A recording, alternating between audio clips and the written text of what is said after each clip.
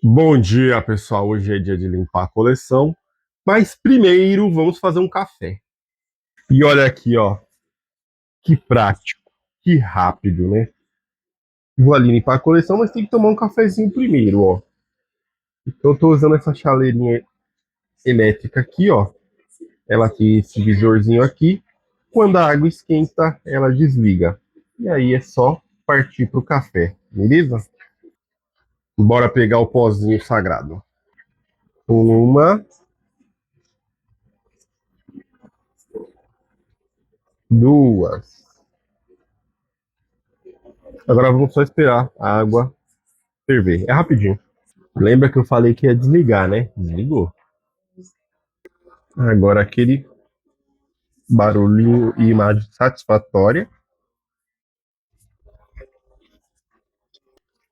Segue para mais.